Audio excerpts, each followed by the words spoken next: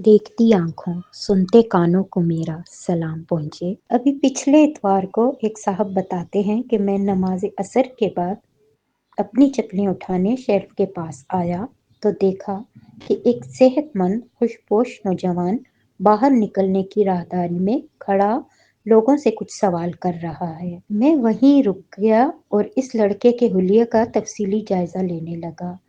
वो कहीं से भी मांगने वाला नजर नहीं आ रहा था।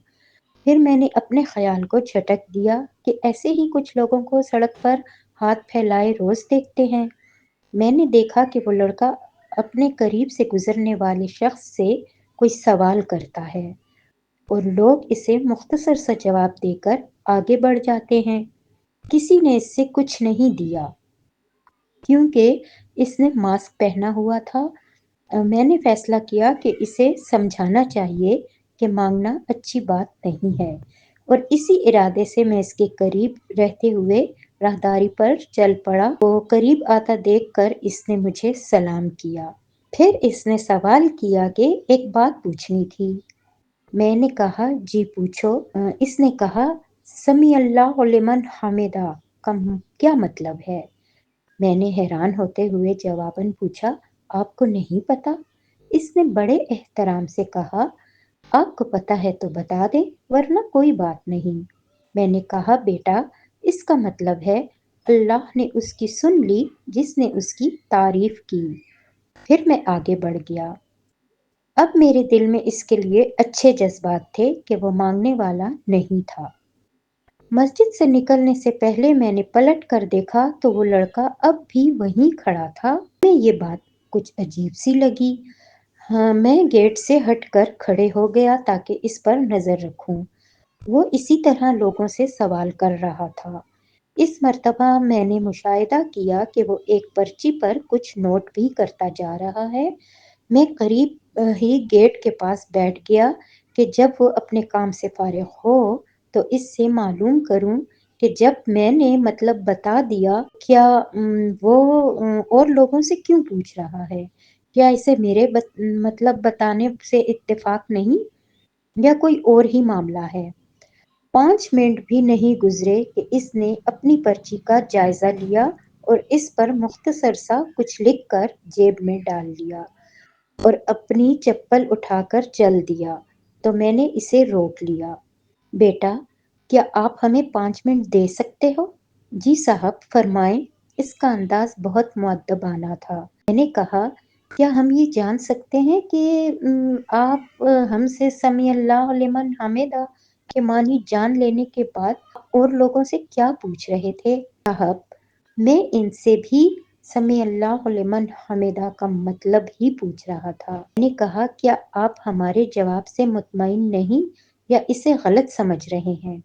नहीं ऐसी कोई बात नहीं। मुझे मतलब पता था और वही जो आपने बताया। लेकिन मैं एक सर्वे कर रहा था कि कितने लोग समझ कर नमाज पढ़ते हैं। अगर आपको दिलचस्पी हो तो मैं अपने सर्वे के नताइज आपको बताऊं। मैंने कहा जरूर। इसने वही पर्ची अपनी जेब से निकालते हुए कहा मैंने 27 नमाजियों से ये सवाल पूछा। मेरा हदफ वो लोग थे जिन्हें मैं बाकायदगी से नमाज पढ़ते देखता था। 15 लोगों ने कहा इमाम साहब से पूछें।